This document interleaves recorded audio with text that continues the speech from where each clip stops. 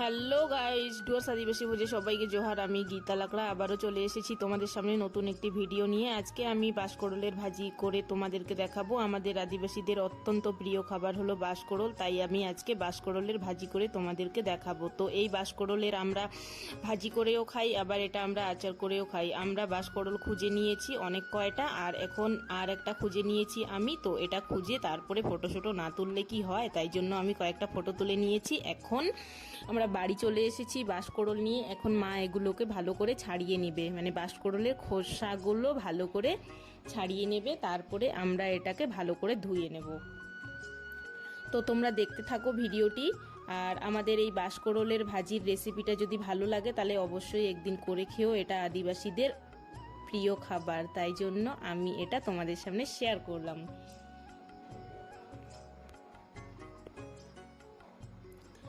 আর আমরা সবগুলোই ছাড়িয়ে নিয়েছি, এখন হচ্ছে এটাই লাস্ট। তো এটা ছাড়ানো হয়ে গেলে এটাকে আমরা ভালো করে পরিষ্কার পানিতে ধুয়ে নেব।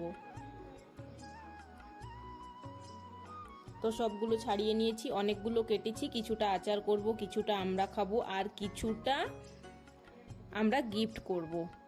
গিফট মানে আমাদের আরও যে রিলেটিভ আছে তাদেরকে দেওয়া হবে, তাই জন্য অনেকগুলো কেটেছি। এখন আমরা এগুলোকে পরিষ্কার পানিতে ভালো করে ধুয়ে নিচ্ছি। আর মা হচ্ছে ভালো করে একটা দায়ের সাহায্যে এটাকে ভালো করে পরিষ্কার করে নিচ্ছে।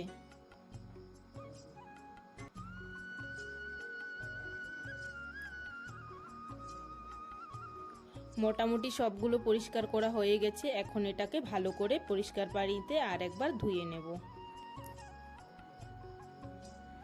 ধুয়ে নেওয়া হয়ে গেছে, এখন এটাকে আমরা ছোট ছোট করে কেটে নেব। তো আমি কাটছি না, মা কাটছে। মা এটাকে এখন ছোট ছোট করে কেটে নেবে। কিছুটা আমরা ভাজি করব আর কিছুটা আচারের জন্য ছেঁচে নেব। মানে এটাকে আমরা একটু পাতলা পাতলা করে কেটে নিচ্ছি, যেটাকে ভাজি খাবো, আর যেটাকে আচার করব সেটাকে ভালো করে ছেঁচে নিচ্ছে।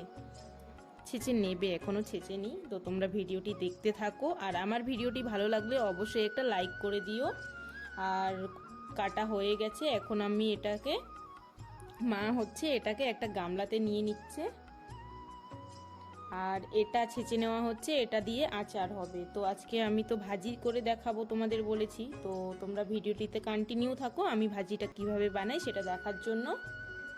আর মা এদিকে কাটাকাটি করছে, আর এদিকে আমি সসপ্যান নিয়ে চলে এসেছি। সসপ্যানে কিছুটা তুলে নিয়েছি বাঁশকড়ল আর একটুখানি হলুদ আর নুন দিয়ে এটাকে আমি এখন ভালো করে সিদ্ধ করে নেব। তো সিদ্ধ হয়ে গেছে, এখন আমি এটা থেকে জল ঝরিয়ে নেব। আর এটা ভাজি করার জন্য আমি নিয়েছি কাঁচা লঙ্কা, পেঁয়াজ কুচি আর রসুন কুচি। আর এদিকে কড়াই গরম হয়ে গেছে, কড়াইয়ে দিয়ে দিয়েছি অনেকটা পরিমাণে সর্ষের তেল, আর দিয়ে দিয়েছি কালো জিরা, আর দিয়ে দিচ্ছি কাঁচা লঙ্কা, পেঁয়াজ। আর এটাতে সর্ষে দিলে ভালো টেস্টি হয়, আর এমনি করলেও টেস্টি হয়, কিন্তু সর্ষে দিলে আরও ভালো লাগে। তবে আমার কাছে সর্ষে নেই, এই জন্য আমি কালো জিরা দিয়ে করছি। আর এখন জল ঝরানো বাঁশের কড়লগুলোকে আমি কড়াইয়ে দিয়ে দিয়ে ভালো করে নেড়ে চেড়ে এটাকে আমি ভাজি করে নেব। আর দিয়ে দিচ্ছি পরিমাণ মতন হলুদ, আর অফ ক্যামেরাতে আমি স্বাদ মতন নুন দিয়ে দিয়েছি। তো এখন আমি এটাকে মিডিয়াম হিটে ভালো করে নেড়ে চেড়ে ভাজি করে নেব। আর এটা হচ্ছে আমি 1 থেকে 2 মিনিটের জন্য ঢেকে রাখবো, ঢেকে রান্না করব। আর বেশি না ঢাকলেও হবে, যেহেতু আমরা এটাকে সিদ্ধ করে নিয়েছি। আর এটা আমাদের রান্না হয়ে গেছে, এখন আমি এটা দিয়েই ভাত খাবো। তো এটা বাঁশের কোড়লের ভাজি, আর আছে ডাল, আর আছে করলা আলুর ভাজা। এটা হচ্ছে কলাই ডাল, এটা আমরা হলুদ ছাড়াই করেছি, আর এটা খেতেও বেশ টেস্টি ছিল। আমাদের ভিডিও যদি ভালো লাগে তাহলে অবশ্যই একটা লাইক করে দিই।